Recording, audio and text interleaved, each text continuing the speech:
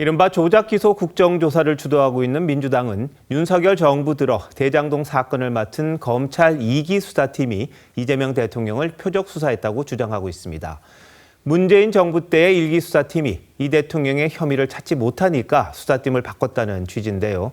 당시 1기 수사팀도 이 대통령에 대한 추가 수사가 필요하다고 상부에 보고했던 걸로 나타났습니다. 여당의 조작기소 논리가 또 한 번 흔들리게 됐습니다. 장윤정 기자입니다. 문재인 정부 당시인 2021년 대장동 의혹이 불거지자 서울중앙지검 반부패 일부가 수사에 나섰습니다. 당시 수사 책임자였던 정용환 서울고검 차장검사는 지난주 특위에서 당시 이재명 대통령의 혐의를 발견하지 못했다고 했습니다. 이재명 대표도 마찬가지로 혐의점 찾지 못했죠? 그렇습니다. 그런데 1기 수사팀도 2022년 5월 이 대통령에 대한 추가 수사가 필요하다는 보고서를 작성했습니다. 필요하다고 보고 드렸습니다. 이재명 성남시장을 비롯해서 필요하다고 보고한 거 아닙니까? 네, 맞습니다. 보고를 받았고 그 수사 필요성은 1기 수사팀부터 지속됐기 때문에 윤석열 정부 때 투입된 2기 수사팀이 기획 수사를 벌였다는 민주당 주장과 배치되는 정황입니다.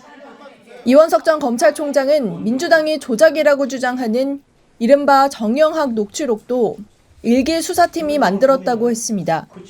대통령께서 SNS에 올렸던 위례 신도시 위don으로 엮으려고 했다고 하는 것은 그건 1차 수사팀에서 만든 것으로 알고 있습니다. 하지만 민주당은 수사팀 교체가 정적 제거 목적이라고 주장했습니다.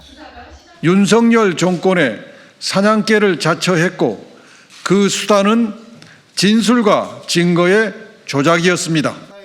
국민의힘은 국정조사가 범죄자가 큰소리치는 세상을 열었다며 법치주의 파괴 현장이라고 비판했습니다. TV조선 장윤정입니다. 검사들이 국정조사에 불려나가 모욕을 당하고 출석 압박을 받던 검사는 극단적인 시도까지 했는데 이제서야 검찰을 책임지고 있는 구자현 검찰총장 직무대행이 퇴근길에 한마디 했습니다.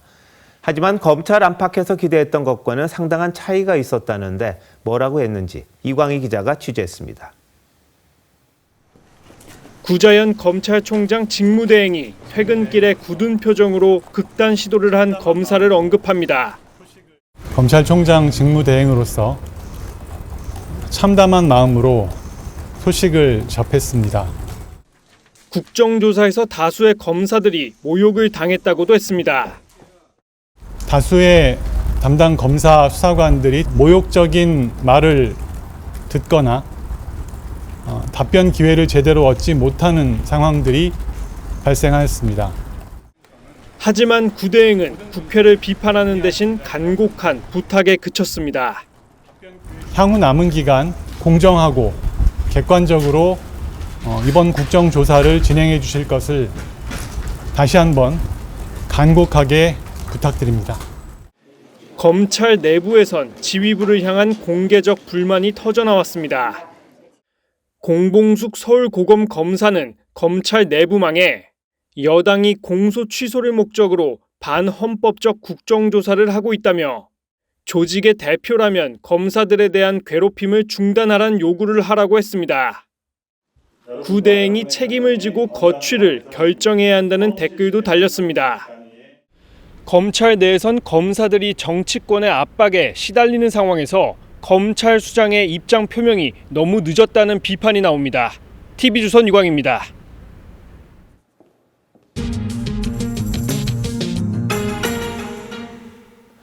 민주당이 주도하는 조작 기소 국정조사가 시작된 지 한 달이 지났습니다. 하지만 진행될수록 민주당이 벼르던 조작 기소 정황과는 상반되는 증언들도 적지 않았습니다. 대부분의 국정조사가 그랬습니다만 이번에도 새로운 사실을 밝히기보단 고성, 호통 이런 것만 난무했다는 지적이 많습니다. 정치부 한송원 기자와 뉴스더에서 국조특위 활동에 대해 더 짚어보도록 하겠습니다.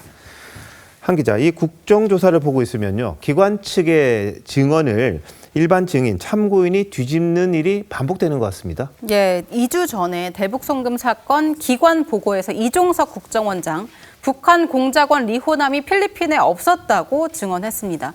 필리핀에서 리호남에게 방북 대가로 70만 달러를 줬다는 쌍방울 측 진술과 상반된 내용이었는데 민주당은 이 증언을 토대로 진실이 드러났다 이렇게 목소리를 높였었습니다.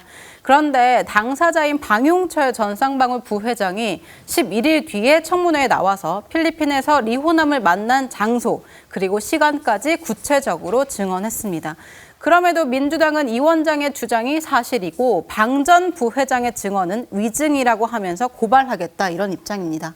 자, 그런데 이화영 전 부지사 재판에서 이 부분에 대해서 판단이 나왔던 것 아닙니까? 쌍방울 측 진술 신빙성이 인정이 됐었는데 지금 국회의원들은 받아들이지 않는 거잖아요. 네. 그리고 박상용 검사 해명, 이것도 전혀 사실이 아니라고 민주당은 보고 있습니다. 네, 맞습니다. 이화영 전 부지사의 변호인이었던 서민석 변호사가 일부만 공개한 녹취를 가지고 민주당은 지금까지 진술 회유 증거다 이렇게 주장하고 있습니다. 서민석 변호사가 먼저 이 대통령을 주범으로 하자고 제안했다. 이런 박상용 검사의 반박은 받아들이지 않고 있는 겁니다. 국회 법사위에서는 박 검사의 연어술 파티는 없었다. 이런 과거 국감 발언을 거짓말로 규정하고 위증 혐의로 고발까지 했습니다. 박 검사도 서 변호사를 명예훼손 혐의로 고소한 상태입니다. 민주당이 계속해서 연어 술 파티 그러는데 이번 국정조사에서 뭔가 새로운 게 좀 드러난 건 있습니까? 여권 특위 위원들이 수원지검 앞에 가서 이 편의점을 방문해서 소주 4병을 생수병에 나눠 담은 뒤에 검증이 됐다 이렇게 말했습니다. 쌍방울 법인카드 영수증 금액과 맞아떨어진다는 게 이유였는데요. 하지만 당시 저녁 7시 조사에 입회했던 설주원 변호사, 술 냄새는 못 느꼈다고 했었는데 20여 분 만에 술과 음식을 먹고 흔적이 남지 않게 하는 게 가능한 일이냐 이런 반박이 나오고 있는 겁니다.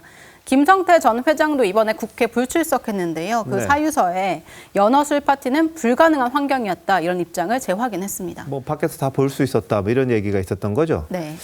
자, 근데 대장동 사건과 관련해서도 1기 수사팀의 기관 보고 내용을 전직 검찰 간부들이 지금 부인하고 있어요. 반박하고 있어요. 민주당은 역시 검찰 간부들의 이야기는 또 안 받아들입니다. 네, 그래서 답은 정해져 있으니까 너는 대답만 해.